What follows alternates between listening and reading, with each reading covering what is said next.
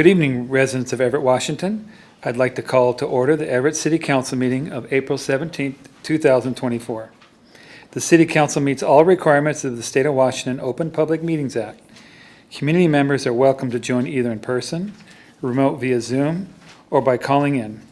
For those who wish to participate in the future via Zoom, you'll find the instructions to register for public comment on the City of Everett website under the City Council Department.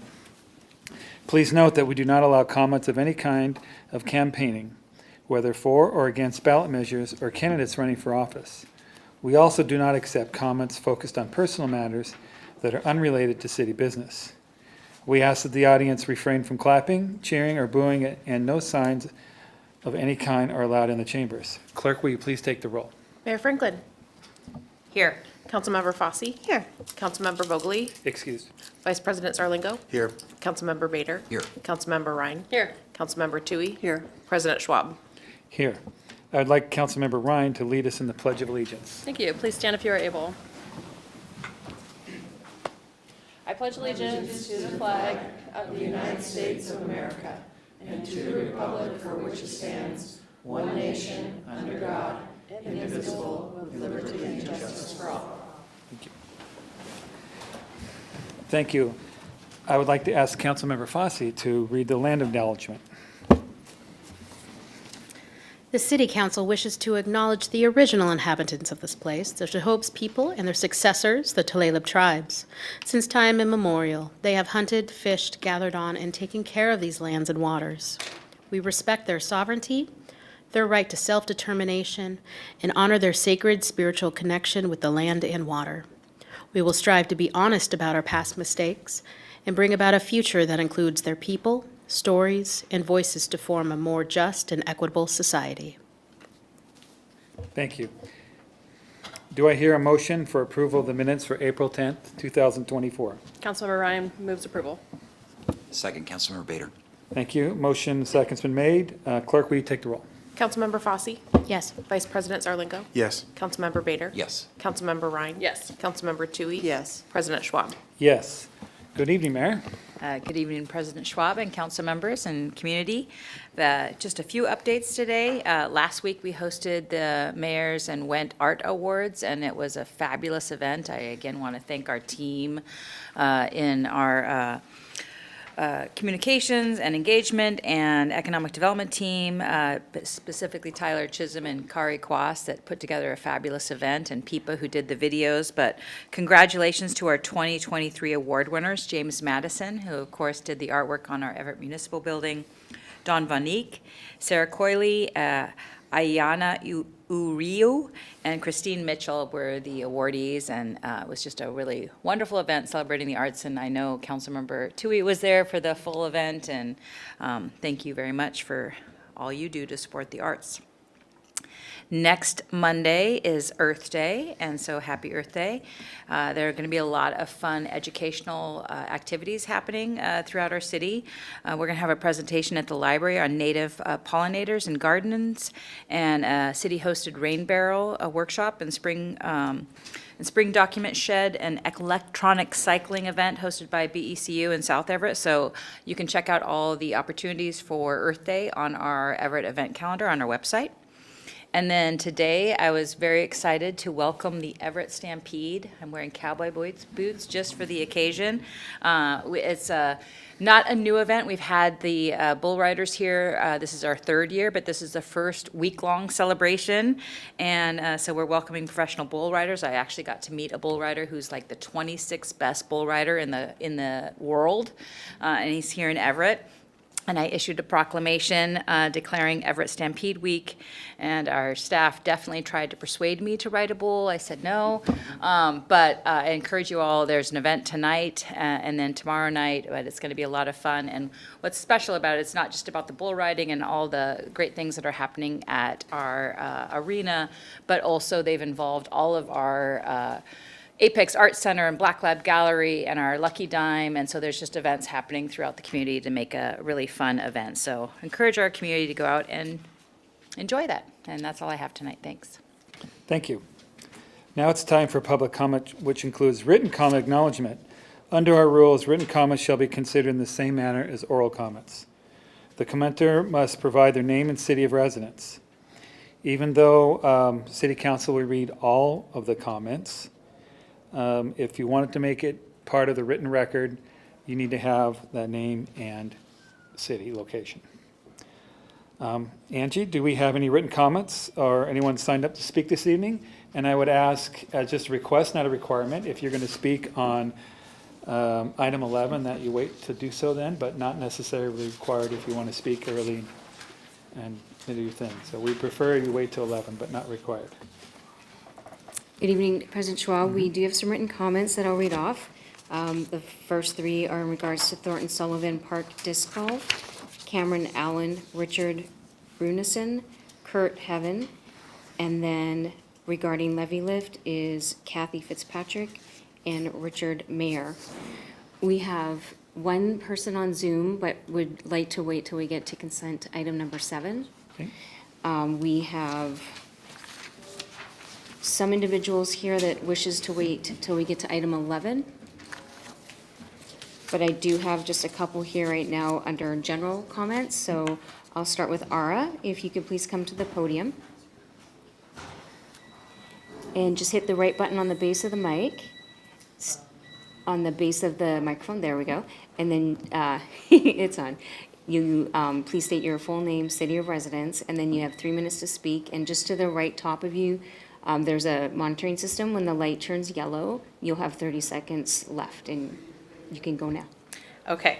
Good evening, Everett City Council, RL Linwood 98036, and I am here today to extend an invite to the Everett City Council and also to the Everett community in general for an upcoming multicultural health and resource fair happening on Saturday, April 27th at the Carl Gibson Center from 10 to 2:30. This is an interagency collaborative event sponsored by Molina and the Alzheimer's Association, and it was co-created alongside individuals representing a variety of different organizations, including the Snohomish County Health Department, and just to highlight that they are actually providing interpreters for our event.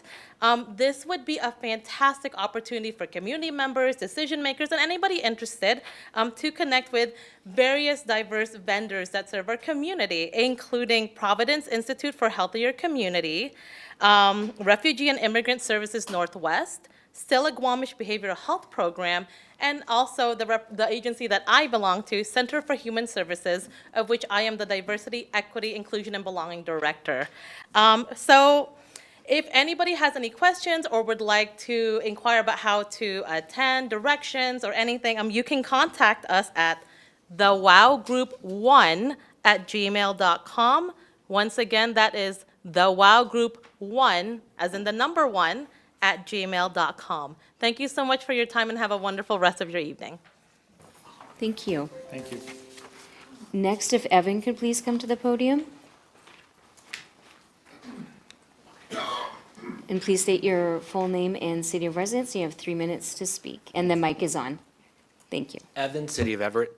Good evening, Council. My name is Evan Reed. I'm the Executive Director of Bunker Arts Collective, a nonprofit organization based in Everett created to mediate widespread blight and vandalism through weekly community trash cleanups and a free mural program for small and independently owned businesses. Since November of 2023, and I believe since our last meeting, I had expressed that we were close to our 5-ton milestone. We have now cleared 5.27 tons of litter across the city of Everett since November. These cleanups have also removed over 75 needles, averaging about 10 volunteers per cleanup, and have made slow but productive efforts towards our free mural and community engagement program with a fundraising campaign currently in progress. As the months get warmer, my attention is now shifting towards the gang vandalism plaguing our residents and small businesses throughout the city of Everett. The Lions Park neighborhood off of 75th, like many communities across the city, have been the victim of rampant territorial gang vandalism that has damaged homes, Lions Park, and even the Cascade Boys and Girls Club on more than one occasion. Graffiti as an art form is an already polarizing debate. That's not my concern today.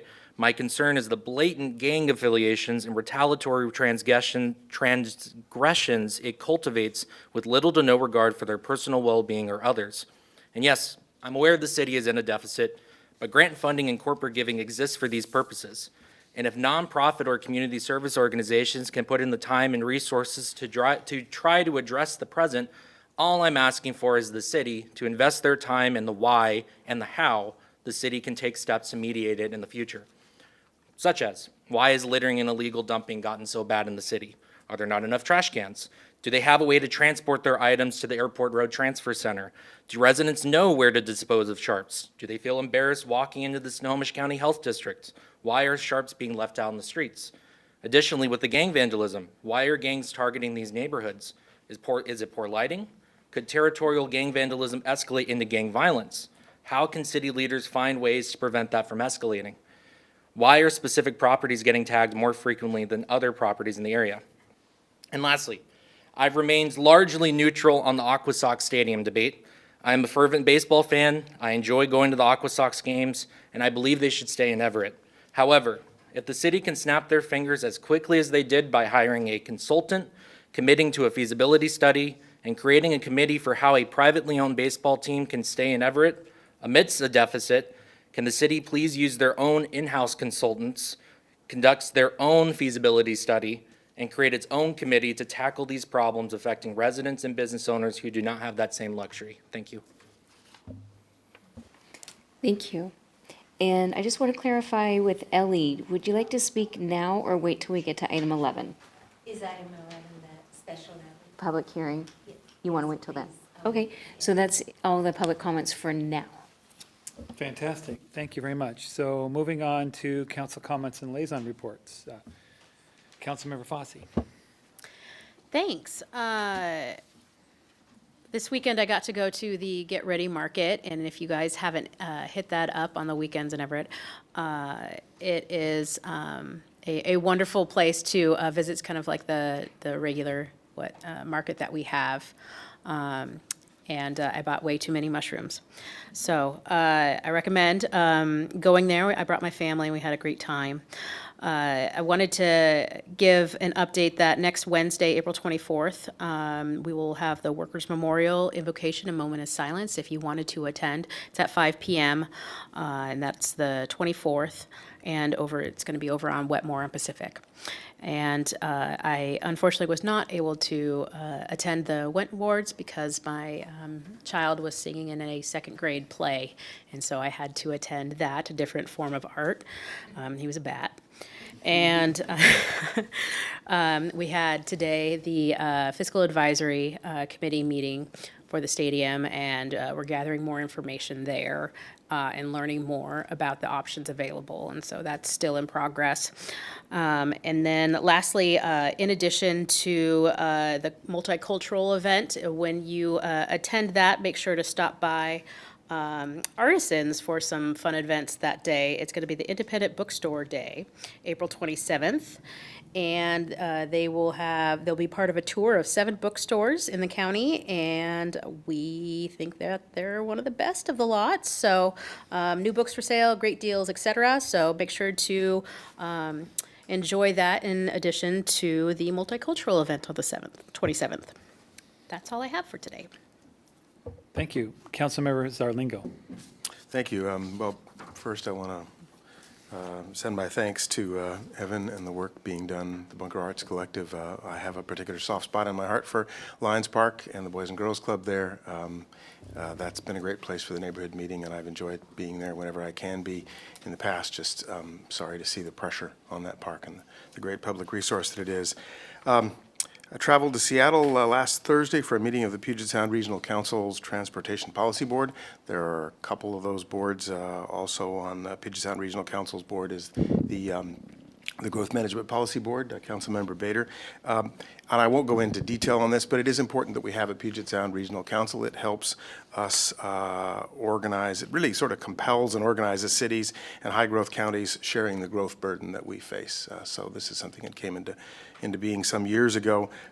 And my particular work on that lately has been with respect to transit and transportation, trying to work with Mayor Franklin and with some other mayors and council members to get our agencies their fair share of regional and federal money to help our transportation network and transit in particular. I brought a proposal last Thursday to the Transportation Policy Board that is meant to help us do a better job of getting that fair share. Not exactly a big win. We did get that proposal passed. As I say, not exactly a big win. I think it helped us preserve some funding we had. It didn't help us get more, but that's sometimes the win that we get. Yesterday, attended the Snohomish County Law and Justice Council. This is a group that coordinates city and county policymakers, law enforcement, the prosecutor's office, public defenders, community members, and human needs professionals. So trying to organize all of those things that if they drop through the cracks, we do a worse job of really upholding law and justice and fairness for our community members. Yesterday evening, had the chance, Councilmember Ryan gave me the chance to go to the Valley View neighborhood to talk with them a little bit, hear what's going on in that area. And I guess just generally speaking, I appreciate those neighborhood groups, especially the ones who are there pretty much every time, even when there's no big issue, and they come to those meetings, rain or shine, anytime. And that consistency in contact with the neighborhood, knowledge of what's going on in the neighborhood, a resource there, is really helpful for us. So in addition to the involvement, just the plain consistency being there all the time.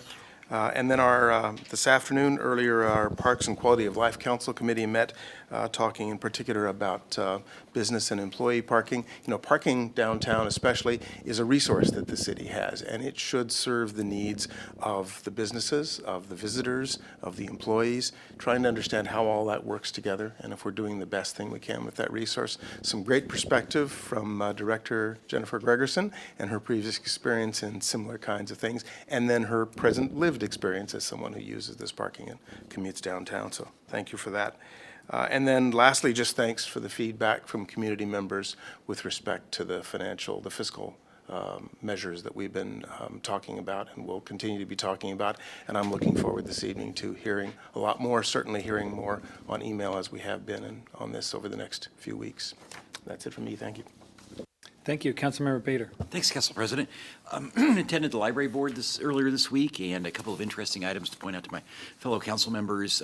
Some statistics that they have now for 2023. Circulation of electronic materials has more than doubled since before the pandemic, and database use has skyrocketed as well, not quite doubled, but very high. Circulation of physical items, though, has dropped by more than half since before the pandemic. So interesting contrast there in terms of library use, but some good data. Another report we got was they have their own kind of mini grant funding that they developed out of some nice gifts, including, I think, a bequest they got. And one thing they purchased, innovative ideas that I thought in terms of how we use the library with what they call learning kits. And even though they're called learning kits, they're I think more things people could borrow that they don't normally have on hand to use. So for instance, a canning kit, a bike repair kit, a sewing machine kit, even a ukulele kit and a citizenship kit. So really some innovative ideas there that the library had put in place here, and just wanted to call that to the attention of my fellow council members in terms of the work that's going on there. So other than that, nothing else to report, and no other comments. Thank you. Thank you. Councilmember Ryan. All right, good evening, everybody. To add to the list of Earth Day events, this Saturday, the Everett Station District Alliance is hosting a cleanup day. Folks are asked to join at 9 a.m. in front of the transit station, and I believe there will be donuts as well, which might be helpful to incentivize folks to show up. And then also on Saturday, the port is hosting a marina and jetty island cleanup, so folks can join. I believe it's near Blue Water Distillery, and they'll have some boat shuttles to take you out to Jetty Island to do trash cleanup out there, so that's pretty fun. I wanted to thank Councilmembers Vogely and Zarlingo for attending the Valley View and Lowell neighborhood meetings earlier this week on my behalf. I heard they went easy on you guys, so I appreciate you filling in and providing information to the community. Thanks. Thank you. Councilmember Tui. Yeah, just want to reiterate what the mayor announced about the WENT Awards, Mayor's Arts Awards. Tyler and Kari and Pipa did a great job, as well as the cultural commissioners, all worked really hard on it. So it was a great, a whole great evening, so I want to just thank them for their hard work. That's all. Thank you. I have a few things. Continue to ask my colleagues, if you have questions for administration, please get them in as sooner than later. Our next meeting, we have a large agenda list, so I'll be looking on that. I believe there's more than double digits, almost triple, no, not really, but there's a lot of agenda items, so please encourage you to put in questions there get time to add administration to respond. Also, I know we're going to be talking about revenue options tonight. It's not the end. Please, those who might be watching, please, I encourage you to, if you have more ideas, more input, and council members, you also, if there's some more in-depth, I'm assuming you guys have dived into quite a few. Also, May 26th is the deadline for our council member newsletter, our first one. So if you can get so you'll be getting an email from Angie, so we're looking forward to that. Also, for those of you who might have been watching our series here on our budget, a lot of talk was intermingled with our ARPA dollars. I just would like to remind those who might be watching, or maybe let them know that those dollars are not designed for supplanting our general operating expenditure. Matter of fact, I could be corrected here, but I believe our city received more money over the threshold. There are some cities that can use it to supplant their general operating budget, but we exceeded that number, so we are not allowed by the rules. That might have been changed, but it still is not the design. I got the wave, so I guess I'm right on that. It's not enough. Well, yeah, that's true too, but I know those are confusing. Hey, we're talking about, spending money, and yet we're talking about raising taxes, and so it's two different pots. Without the ARPA dollars, we'd be in a much worse case. So I just wanted to clarify that for those who might be watching. So, do we have an administrative update? Just one little item. So in addition to the opportunity to comment tonight and share their thoughts, the public's opportunity to share their thoughts with council around the revenue levy possibility, assuming, and we're preparing for this because we have to do it sort of the same night that you would vote to place a ballot measure or a measure on the ballot on May 1st. That same night, we need to have a slate of volunteers to separate from the city and on their own entirely to write voters pamphlet statements. So that's the pro and con committee that goes into the voters pamphlet, and they coordinate. The city basically provides the names, and then those individuals coordinate with the auditor's office. So we have a press release that we're sending out tomorrow, and we'll have a portal where folks can sign up if they're interested. There's just 3 individuals on each side, so 3 pro and who would want a levy to pass, and 3 con who would not want it to pass, that we can select. After they're appointed, they'll be contacted by the auditor to write those statements, to write rebuttal statements, sort of in response to the other side. And they would, in order to participate, like best if they're available sort of through the first couple weeks of May. As candidates in the past, yourselves, when you got to get that voters pamphlet statement in, it's a similar timeline. So I don't know if it's like the second week or first and second week, but first half of May to be part of that process. So folks that are interested, keep an eye out for that release tomorrow. We'll have it on social media over kind of the next couple days. As you know, we've got some staff limitations, but we'll have that press release out and we'll have that portal and all of that ready. So I think that's it. Thank you. Now to our city attorney. Do we have our deputy city attorney? No report, no executive session tonight. Okay, thank you. All right, moving on to we have 2 consent items, item 1 and 2. Do I hear a motion? So moved. Second the motion. Okay, I have a motion and second to adopt items 1 and 2. Clerk, will you take the roll, please? Councilmember Fosse? Yes. Vice President Zarlingo? Yes. Councilmember Bader? Yes. Councilmember Ryan? Yes. Councilmember Tui? Yes. President Schwab? Yes. So moving on to proposed action items, items 3, 4, 5, and 6. Do we have any questions from council? Proposed action goes on to Yeah, I was going to do those separately because we have a speaker. Thank you. Nope, that's good. Okay, no questions. On to item 7. Do we have someone who wants to speak? Yes, one moment here. Aaron, if you could please turn on your camera and unmute. Perfect. I am unmuted. Okay. I'm just gonna give you the little bit of instructions. So I'm going to share a timer so you can monitor, because you have 3 minutes to speak. And in the, when you start, can you please state your full name and your city of residence? And you can start anytime. I will probably yield most of my time. My name is Aaron Kaner Stengel. I am unincorporated Bothell.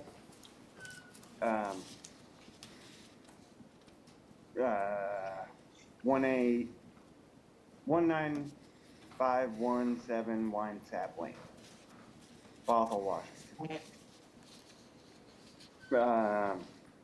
I just wanted to talk about, just for a moment, about what Silver Lake Park has done for a large community of people. It has brought a lot of people together. We're getting things done. We have started multiple organizations out of it. Businesses have come of it. I don't think I'm allowed to mention that. But the point of what I would like to say is Frisbee golf is good. It brings people together. It gives us a place to speak to people, to find friends, to be outdoors. And as a bonus to the rest of the world, we pick up trash, and having foot traffic helps, you know? So any support that the local parks can get for the Frisbee golf community is greatly appreciated by the Frisbee golf community. And I think I'm supposed to say disc, but I always say Frisbee. And I will yield my time. Thank you. Thank you. So that concludes our public comments until item 11. Okay, thank you. Any questions from the council on items 7, 8, or 9? Okay. Oh. Okay. Moving on to our action item, item number 10, Council Bill 2403-90, third and final reading. Adopt an amendment to ordinance 3650-17, quick service barista stand ordinance, EMC 5.132.020.040. Do I hear a motion? Councilmember Bader, so moves. Second motion. Okay, motion's been, and second's been made. Do I have any questions or comments? Okay, clerk, will you take the roll, please? Councilmember Fosse, Yes. Vice President Zarlingo. Yes. Councilmember Bader. Yes. Councilmember Ryan. Yes. Councilmember Tui. Yes. President Schwab. Yes. Okay, moving on to our public hearing item, revenue options. I will now open the public hearing. And we'll begin with a presentation from our Finance Director, Susie Haugen. Welcome again.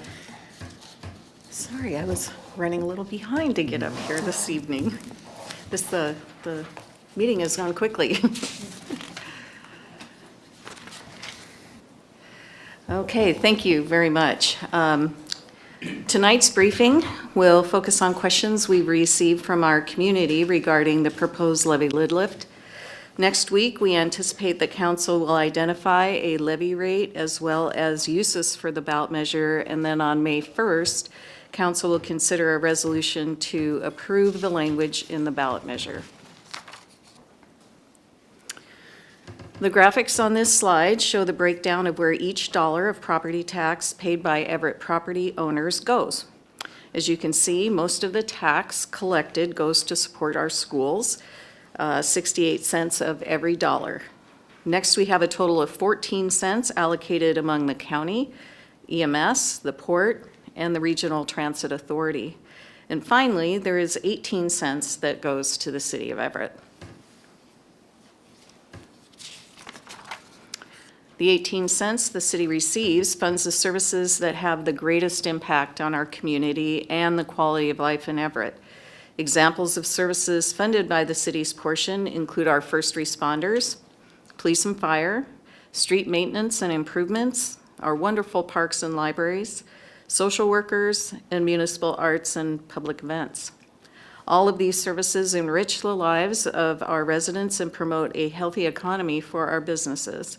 And without this lid lift, the changes resulting from further budget cuts will be felt throughout the community.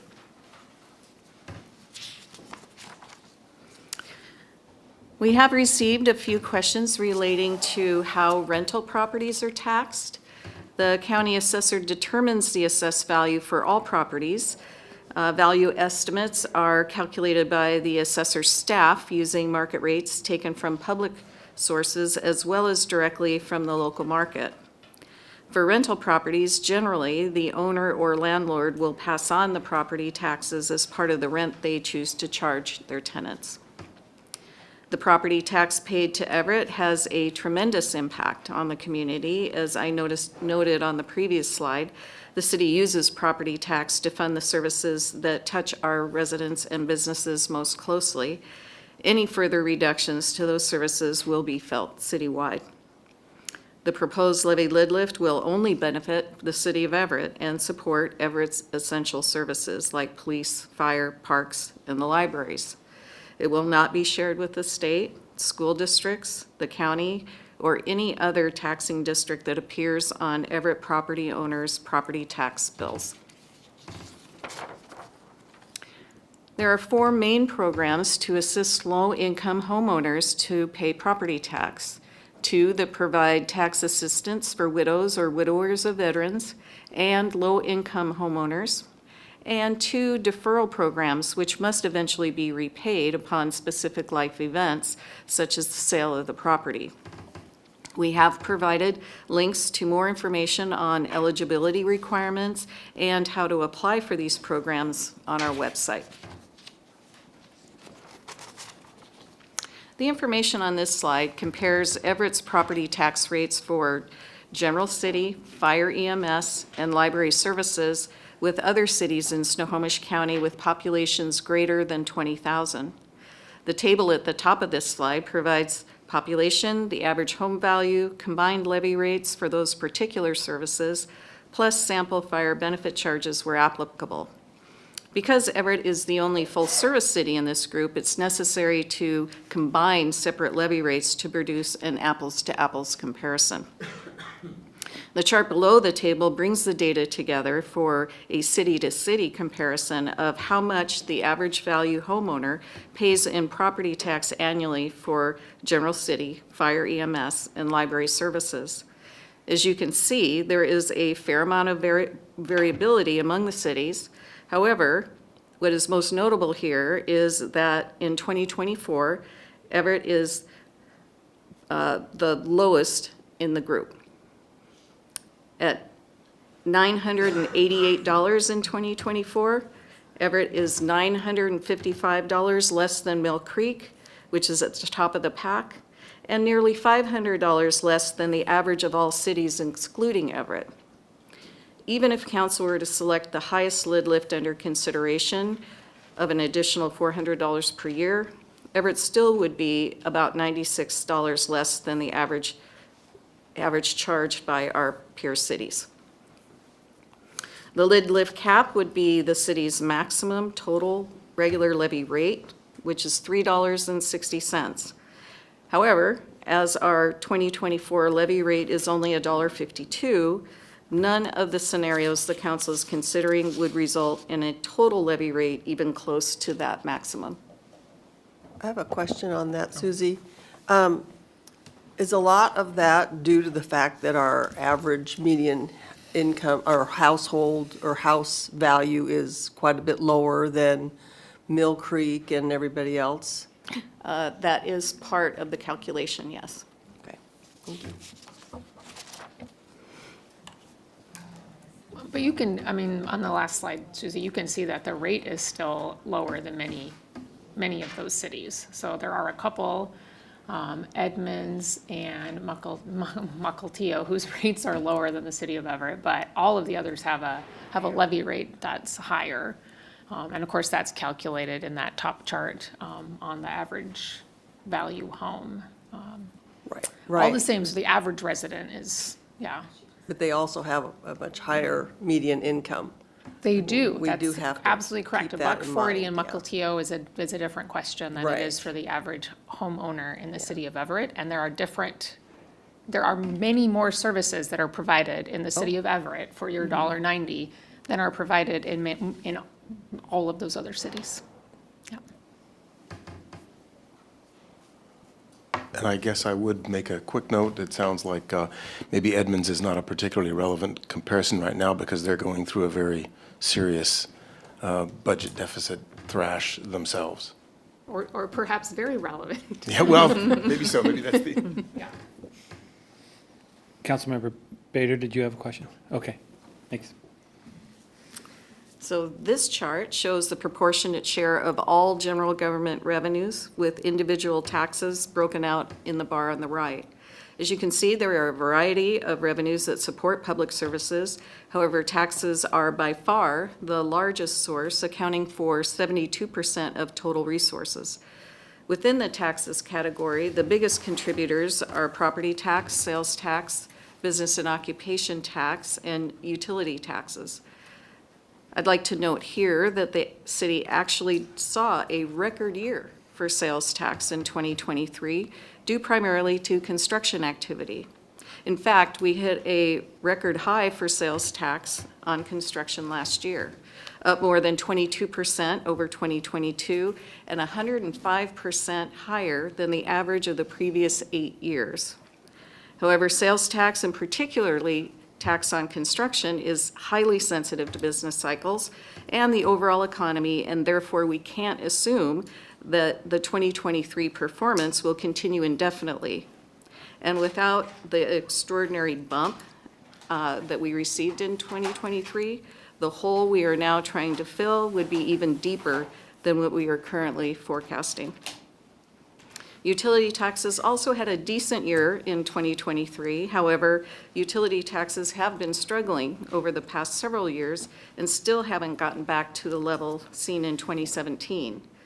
Conservation, changes in consumer behavior, and how the structure of utility bills has changed over time have all contributed to the decline.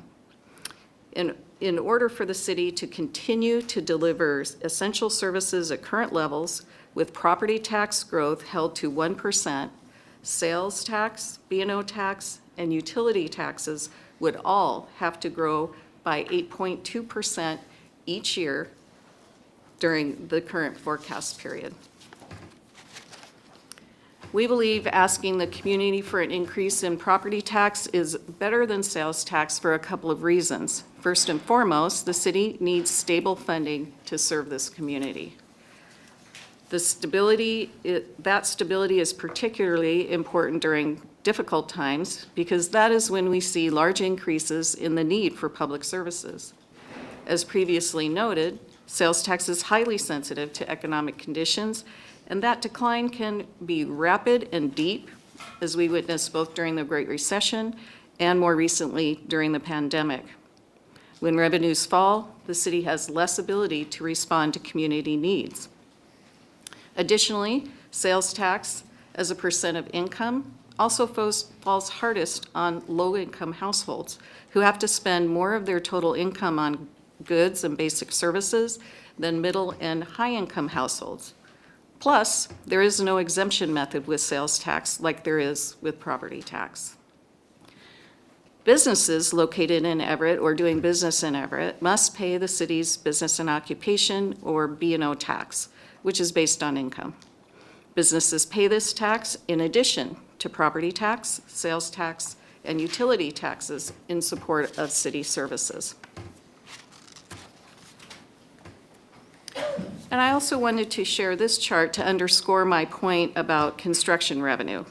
As you can see, this is a highly volatile industry that cannot be relied upon as a stable funding source for the city's essential services. I should also note that there is a lag between when permits are issued, which is the basis for this chart, and which is actually represented in this chart, and when the city will see sales tax on the actual construction activity. So the extraordinary sales tax performance in 2023 can be related to the high points in permit value in 2021 and 2022. The decline in permit value in 2023 from the two prior years suggests that we should see a pullback in sales tax on construction in 2024 and 2025. The city is at the maximum rate for most of its taxing capacity, with the exception of B&O tax and gambling tax on card rooms. Raising taxes would require a public vote. The city is also currently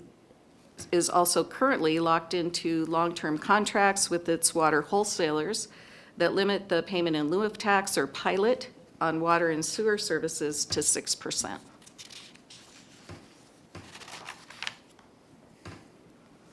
Here we have the general government's 6-year deficit forecast. We update this model on a continuous basis as new information becomes available, so the forecast presented on this slide will change as we move forward in the budget process. As of today, however, we are estimating an initial deficit of $12.6 million to close in 2025, which grows to $35.4 million by 2023, assuming no changes in revenue and expenditure trends. Oh. So, you're right, sorry, 2030. The levy lid lift under consideration is not yet included in the forecast model. We've had a few questions regarding property tax revenues that I'd like to address, including, can't we just raise property tax by 3 or 4% per year instead of in a lump sum? There are a couple of reasons why we are recommending a one-time lump sum lift. First is that we have a very large hole to fill, so the need is immediate to sustain service levels. A one-time lift also provides a little more clarity for taxpayers in that rather than changing by some additional amount each year of the lift, the city's regular levy will go up by the amount identified in the ballot measure and approved by voters in year 1 of the lift, and then the annual increase will return to 1% thereafter. Community members have also asked by how much property tax would need to be raised to keep pace with costs. The answer really revolves around inflation, which impacts all city costs, and any internal growth in staffing and maintenance and operations that would be needed to serve growth and the changing environment in our community. Both of these considerations carry a substantial amount of variability year over year, so it's difficult to provide a fixed percentage of what that would require in the future. Inflation, for example, has been extraordinarily high lately, but was much lower during the Great Recession. And the fentanyl crisis combined with the pandemic created a critical need for social services, to add social services to the city's general government to respond to the impact on our community. That said, the amounts shown in this chart indicate the revenue shortfalls going forward over the next 6 years, given no change in revenue and expenditure patterns. And here again are the 4 charts from the previous briefings where we discussed options for various lid lift amounts. The charts reflect the estimated impact from the list on the average value home, including the monthly and annual impact, the estimated deficit reduction, and estimated years until the deficit returns. The color variation from red to green in these charts is provided to indicate the level of help lift amounts might provide. Green columns to the right of the red dotted line would resolve the deficit for 1 to 5 years, and columns to the left of the dotted line would not close the gap for even 1 year. Looking to the right of the green line, the amount that the lift would increase taxes for this average value home is estimated to run about $21 per month to $33 per month, depending on the lift amount Council chooses to put on the ballot.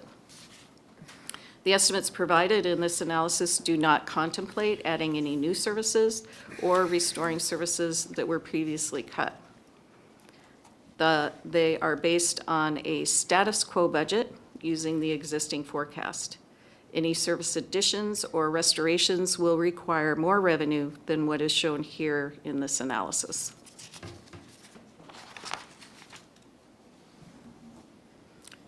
And I'd like to finish up tonight by addressing questions regarding what the lift will and won't fund. First, it's very important that Everett voters understand that 100% of the lift would go to the city of Everett to support quality of life and basic government services like police, fire, streets, parks, the libraries, and cultural arts and events. And also our jail fees and the municipal court. As I mentioned earlier, it'll be used to protect the services that have the greatest impact on our residents and our business community, and that are so important to the experience of living and working in Everett. It will not pay for schools, county services, the port, or any other taxing districts, and it is not related in any way to the proposed expansion of the Port District. It will not be used to fund the stadium, and it will not be used for Everett Transit, Everett's water and sewer utility, and the golf courses, all of which are self-supporting business-type activities that are funded through fees, grants, and in the case of Everett Transit, restricted sales tax. And that concludes the information I prepared for this evening, and I would now like to turn it back over to Council President. Yeah, thank you. Do you have any questions about the presentation itself? Councilmember Bader. Thanks. Susie, there was one, and I apologize if I missed it. Whoops, sorry, other way. I apologize if I missed it. On slide 11 there about when I've been asked at neighborhood meetings, doesn't the city get more than 1% per year growth in property tax growth? And how does that work? I apologize if you covered that, my apologies. Can you repeat the question? I'm sorry, I just, So it's that middle bullet point or middle FAQ on slide 11 there. oh, not this slide. Back. Keep going. No. Go. Slide 11. Slide 11. The presentation has the An additional- construction, Oh, yeah, has an so- additional It has an slide. additional Right, chart so in it. keep going. Forward? So I think it's slide 12 then. Oops, are we missing that slide? Maybe the next Oh, one. yeah, actually, next you know what? one. No, what you have, Could it be that one? Yes. there we are, thank you, yes. So yeah, my apologies, I didn't, if you responded to this one, but again, I've been asked at neighborhood groups, doesn't the city actually get more than 1% a year in property tax growth because of inflation or because of what have you? So the city gets 1% per year on the base amount, plus any amounts made available from new construction or changes in state assessed utilities. The amounts we get from new construction are intended to pay for the demands that growth creates on the city. And it is, those values are added to our assessed value, so that cost is spread. Do you know off the top of your head what that amount has been above? You know, it's not a great deal. It depends on year to year and how much new construction, basically that's the driver of it, is added to our Okay. tax rolls. I would say it might give us another maybe 0.5%. But I can actually do a little research on that, and we have the data, and I can follow up with that. That helps, thank you. You know, I thought it was like 0.18 or 12 It one could- year when we evaluated that, but. That could possibly be true. Councilmember Zaringo. With respect to the 1%, I think the city is, with these caveats of the clarification that we're anchored to what we were in I-747, 22, whatever years ago. But people see some larger increases sometimes because of major valuation increase or assessment increase, assessment. But also for new levies, for the schools, for example, which were a big chunk of our taxes, they start their base rate from which they can go 1% at a wholly new rate when the levies are passed, correct? So they get a new chance at that we don't. They also have a lot of voted levies that fund the schools. So those are, I think, typically very successful in Everett. And so I think it is primarily the voted levies. We also had a big increase a few years ago from the state for schools for the McCleary decision. That was a big impact. We had the RTA, the Regional Transit Authority, added to our tax rolls a few years ago with ST3.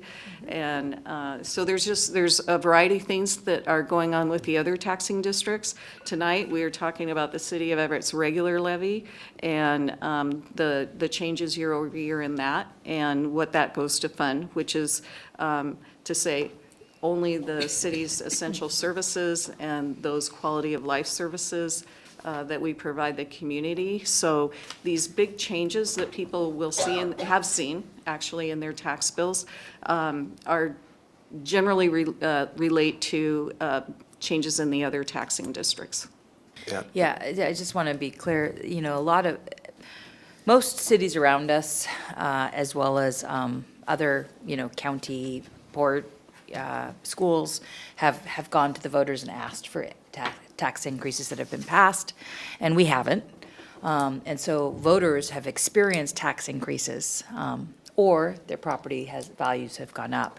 But it isn't the city raising those taxes, it is other entities. And so this is the first time that we've actually gone out and asked for this. And so I think when we talk to our residents, it can be really confusing because you just get one tax bill and it's like, my taxes went up.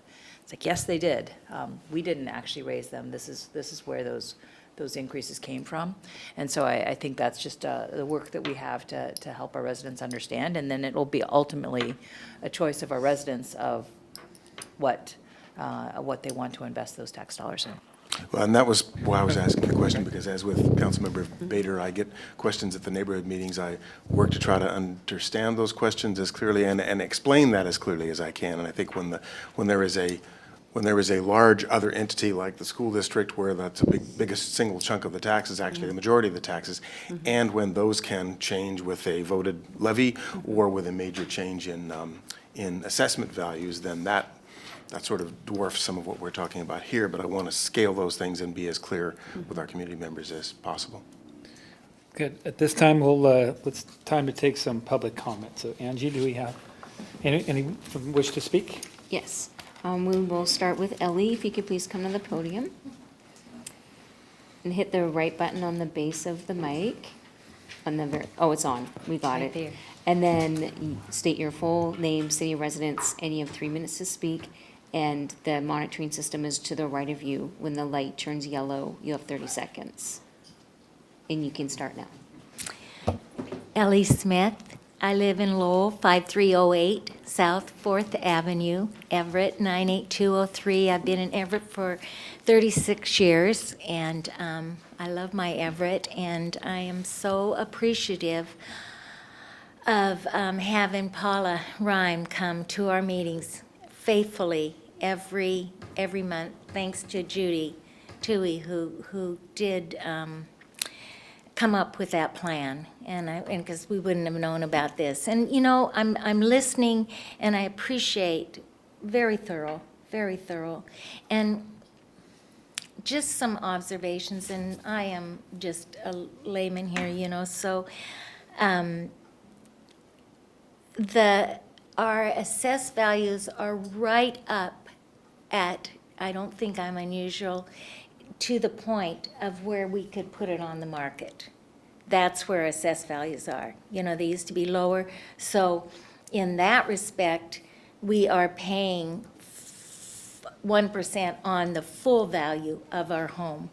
And I understand why you do that, and I would probably agree with you in that, except that it makes it a little Kellywampus with Mukilteo, and you did bring that up about Mukilteo, because I just sold a house for $900,000, and I'm at $560,000, maybe $600,000, and I'm paying $5,000 in taxes. So we feel a little tax overburdened in that respect. But I do, and we're the hub. We're where they come for all of of the needs. And, but we also have a great pool of businesses too to pull from. And I believe that Boeing is just going to get bigger. And I think we know that that's coming down the pike. We're going to have a lot of people that are moving here to work in Everett Boeing. And that'll be good for us. And that's pretty much all I want to say. I'm concerned. Are we going to be expecting a levy now? Is this going to be a usual thing that there's a school levy and now we're going to have the city tax levy? I know we have to get out of the deficit, and I understand that. I'm not hard-nosed about it. We have that 1%. It's a cap. We've had it for 20 years, and that is great. And I appreciate, I just, want to, is there really ever a time that there's only one assessment, that'll happen? Or is this open the door to a regular? That's it. Thank you. you. Next, if Brian could please come to the podium.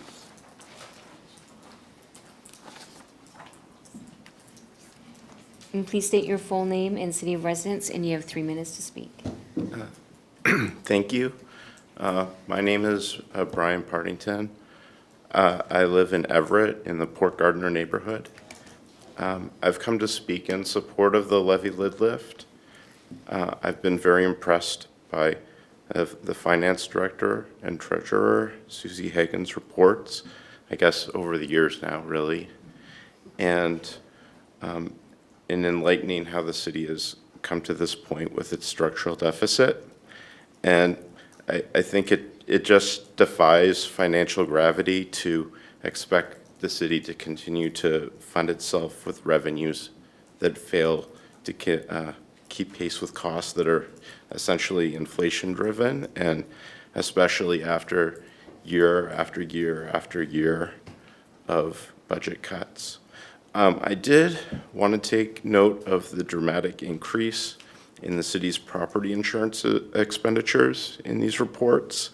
I would like to see the city explore, if it hasn't already, methods of effective financial risk mitigation to try to disentangle the city from surging property insurance markets a little bit.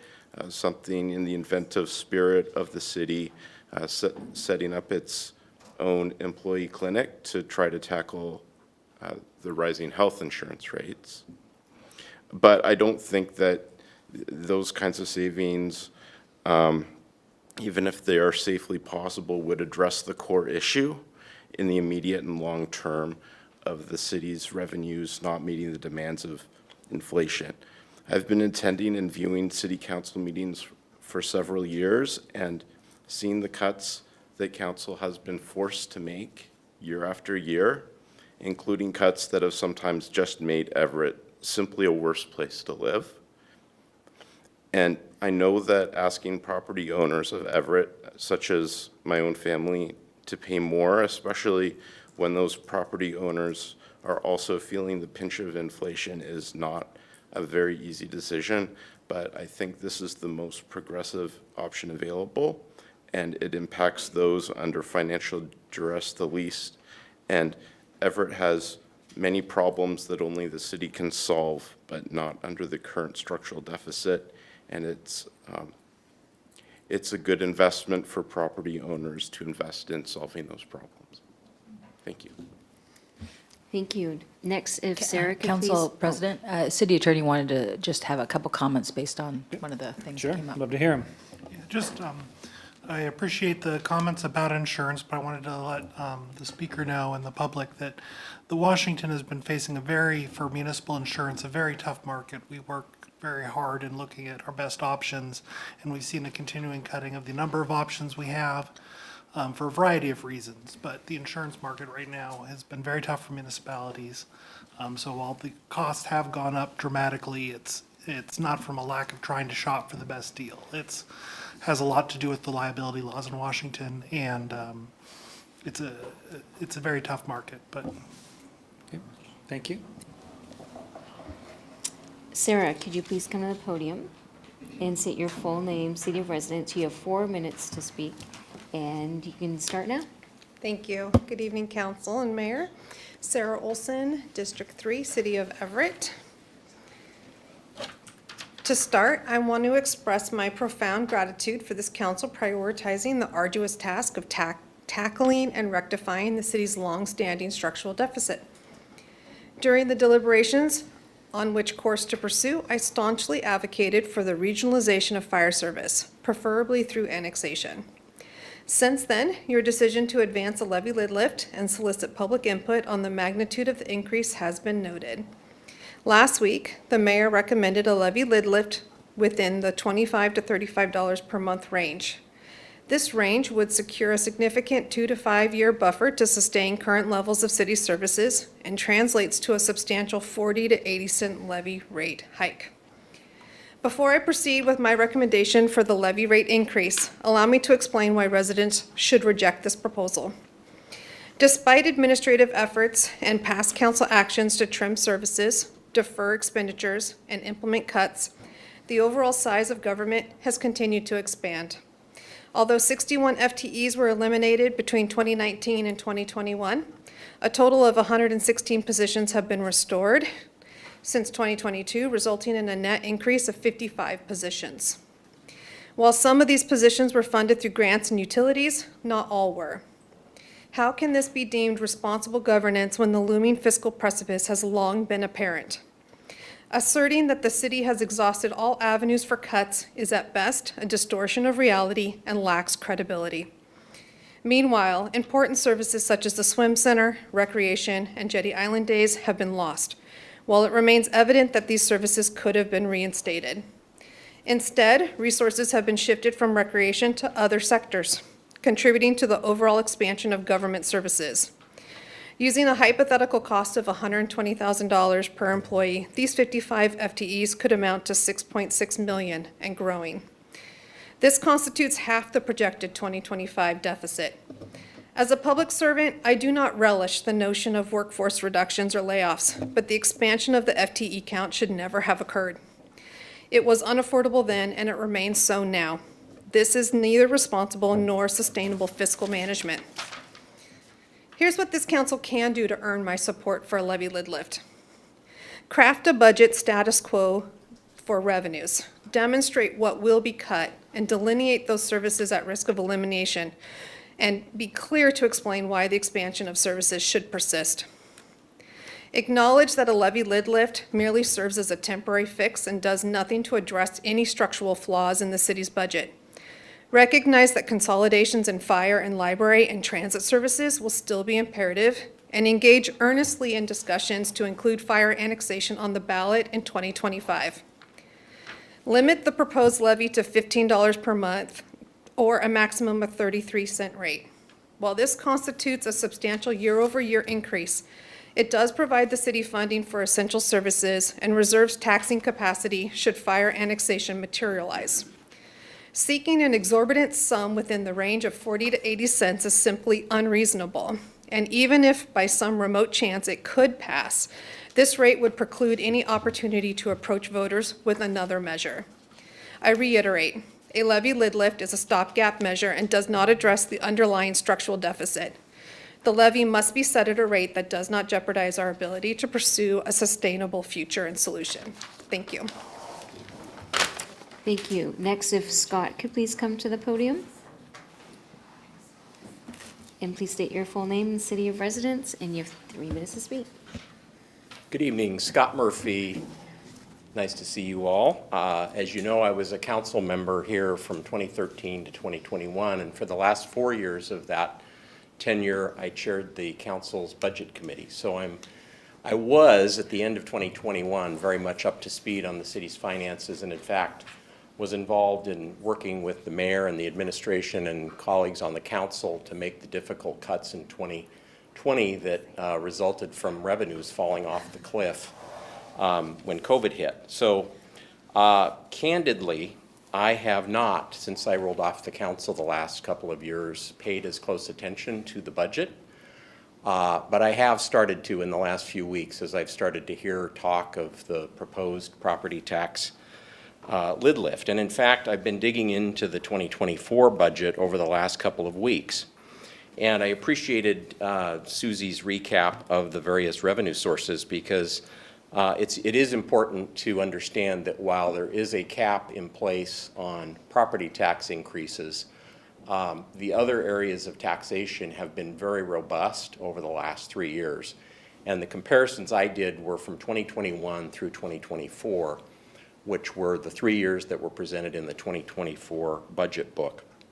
So sales taxes were up 18% in the past 3 years, or averaging 6% a year. B&O taxes were up nearly 18%, also averaging about 6% a year. And property taxes, to answer the question earlier, were actually up 5.4% in the past 3 years. Again, the 1% a year plus the impact of construction growth.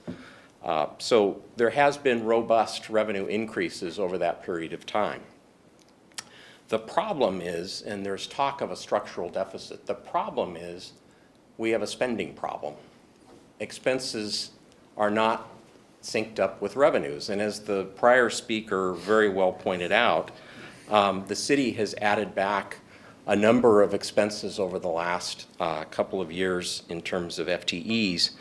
But going through the budget, it is shocking some of the department increases over the last 3 years. So I'm just going to give you a handful to think about. The legal department expenses in those 3 years are up 32%. Human resources is up 52% in 3 years, while the city's staffing is only up about 5%. The community planning and economic development department was up 94% in 3 years. Communications and marketing up over 250%, from $400,000 in 2021 to almost $1 million budgeted for 2024.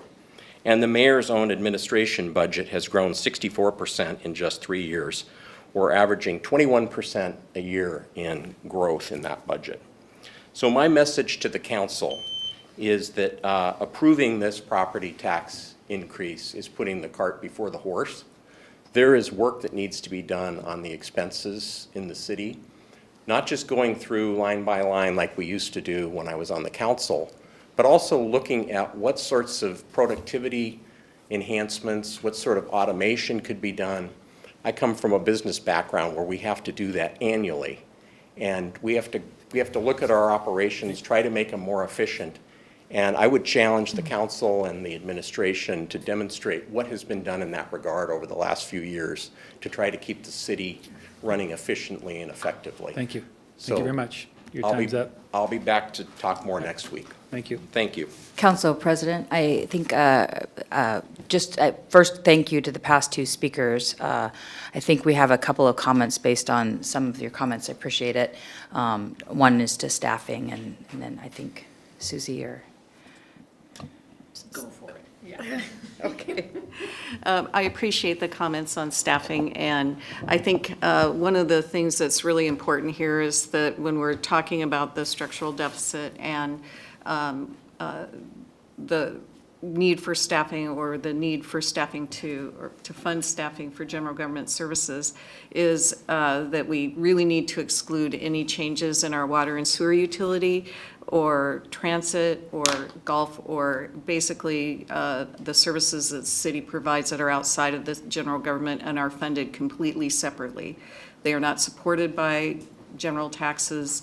They are self-supporting, and in terms of those services for the water and sewer utility, for example, we are responsible for providing clean drinking water to the entire region.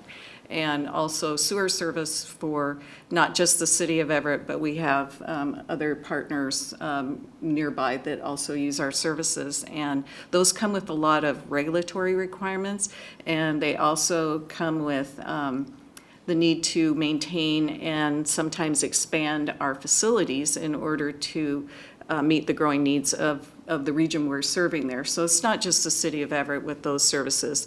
But again, we have to fund those services and staff those services such that we can meet our obligations to provide clean drinking water and sewer wastewater service to the the greater region.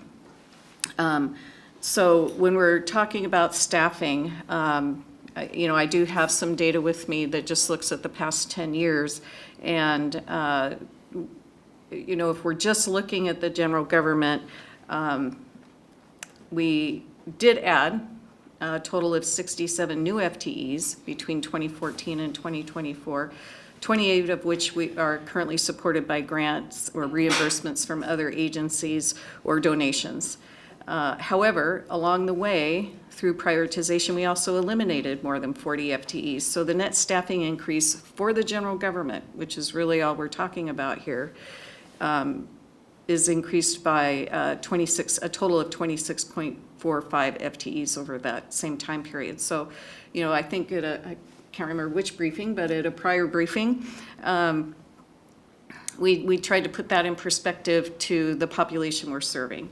So during that time period, starting in 2014, the city had about 7.1 FTEs per 1,000 residents, and in 2024, that has declined to, with population growth, that has actually declined to 6.5 FTEs per 1,000 residents, despite the fact that we did increase FTEs at a net basis overall. So that is what I had to comment about. I'm going to just reiterate that, as I appreciate both the commenters. I totally get it. We're the whole reason that Initiative 747 exists is to ensure lean government. And for the last 23 years, the city has been working hard to ensure that we are a lean government. And so we are providing the same or more services with less staff per 1,000 residents. Yes, we did close the swim center. It's a beloved service. I loved it too. My daughter took swim lessons there. And we've had to add social workers and a whole community development department that we didn't have before because of the changing needs of this community. So our staffing has changed and grown to meet the community's needs, but we're still doing all the services of a full-service city with fewer staff per 1,000 residents than we had a decade ago. So I just wanted to share that. Thank you so much. Thanks. And I would just add that last week's presentation talked about some of those efficiencies and work that the city and the council has approved through your budget processes. And so I recommend that to our speakers and to anyone listening to review the last week's meeting. I can't remember the date. Yeah, April 10th. So also like a good opportunity to review some of those points. So yes, Council President Schwab, go ahead. Thank you. Do we have any other speakers for the? No, we do not. Okay. Is there a motion to close the public hearing? So moved. Second. Okay. And, okay, clerk, will you take the roll? Councilmember Fosse? Yes. Vice President Zarlingo? Yes. Councilmember Bader? Yes. Councilmember Ryan? Yes. Councilmember Toohey? Yes. President Schwab? Yes. And so do we have any other questions or discussion? Oh, Councilmember Ryan. Great, thank you. To add on to that conversation as well, I just wanted to remind folks the importance of paying our employees, and that our employees are union represented, and each year their unions work hard to negotiate COLA raises to make sure that our employees are being paid what they deserve to be paid. And some of those COLA raises come in at, I think last year was 9% for certain unions that were certain representation at the city. So that's also a contributing factor to some of the department increases. With the ratio of staff to residents, this was actually a request that I was planning on making anyways, but I'd love to see a low labor request for how that 6.5 employees per 1,000 residents compares to other cities as well. Similar to the charts that you had earlier about where we rack and stack with other cities for levy rates and whatnot, I think that would be helpful to know, where we are with staffing levels to provide adequate services for residents. And I want to give a special thank you to Brian for sharing Defies Financial Gravity with us. That was a very well put phrase. Thank you. The only- Councilmember Zarlinga was first. Go by hand wave, your buzzer thing, you know. Well, one quick one, I guess I would note that Yeah. if Susie's going to make that comparison, that would also then have to be a little bit complicated because you'd be talking about comparing FTEs in those cities, adding in things like fire and library and so on, which those cities aren't doing. So I guess I want to be cognizant of the difficulty in the comparison. Thank you. That was my concern. Councilmember Fossey. I just wanted to thank staff for that wonderful response when it came to the questions on staffing, and appreciate the kudos that some of our speakers had given to staff over some of their explanations. I feel like sometimes they don't get enough credit for some of that hard work they do. And wanted to make a quick touch on, yes, in advocating for staff with our labor unions, and sometimes that they do negotiate those things, but it's important that we keep our pay and our benefits and things like that when we're employing staff competitive, so that we can have amazing staff here that actually like do the jobs that we need them to do. And so those types of things are necessary in order to do that compared to other cities. Otherwise, we may lose really, really amazing staff, and we don't want to do that. With regards to the questions about I appreciate you expressing sentiment about the tax burdens that you feel, and I've heard that sentiment a lot from constituents. I would recommend reaching out to the county assessor if you have questions about your own personal assessment of your own property, and they do the valuations on that. And so that would be a good entity to actually go speak to about your own particular value assessment. So that doesn't land here with us, that's more the county. Okay, thank you. Councilmember Bader. Thanks. I just wanted to No, highlight. you're good now. Thanks, sorry. The other had quicker hands. I wanted to highlight, again, your comment, Council President, that even though we formally closed the public hearing, that doesn't mean we don't welcome public comments either by Absolutely. email or the next two meetings as well. Yeah, thank So, you for that. thanks. Yeah, absolutely. I appreciate yes. you making. Yeah, we're not over. It's not over. Okay, any other questions or comments? Councilmember Zarlinga. A very short one, just to say that I do appreciate the comments we have, especially for the people who come to us with a recognition of the trade-offs, the costs, the specifics for them, because that's what we're trying to deal with here, is what are our choices, what are those trade-offs, what are the priorities? Rather than just yes, no, I really appreciate the people who come here with some specific information. That helps a lot. It's given me the motivation to go back to that 5-pound book and dig deeper. Councilmember Ryan. Thank you. I think a question that I got from a neighborhood that was also mentioned tonight was discussing a little bit more about permanent solutions to our structural budget deficit. And so the question that I had received from in one of my neighborhood meetings was why aren't we asking voters to approve a permanent fix to our structural deficit? Why is there a funding cliff, and what can we do about it? So I think that the short answer to that is a permanent fix would have to come at the state level. And the city has been advocating for that for at least the last couple of years. And there's been bills that would tie the growth in property tax, or the maximum growth in property tax, to a measure of inflation like CPI, the Consumer Price Index. And without a fix like that, considering that property taxes, again, as I've always said over and over again, it's our largest single source of general government revenue, and by far the most stable source of general government revenue. Without a fix like that, and having our property tax being held to 1%, the deficit's going to return eventually over time. Because as I mentioned earlier, right now, considering our current forecast, if we're looking to make up for that restriction on property tax growth with our other revenues like sales tax, B&O tax, and utility taxes, that would require an 8.2% growth per year compounded by each and every one of them. So, or for each and every one of those. And so that's, not, in my opinion, it's not very likely, a long-term thing that you can count on. I mean, we might see really amazing years from time to time. And typically, we try to take any extraordinary occurrences like that and use them to help fund our reserves. And but the initial deficit has been so large in the last several years, that's been almost impossible to do, so. Councilmember Drew. Yeah, Susie, I know that we had done we talked about this last week about the fire and police assessments that were done for efficiencies, and I was under the impression that we had done more of our smaller departments internally to see what kind of efficiencies could happen and that we've done over the last, I don't know, 5 years or so.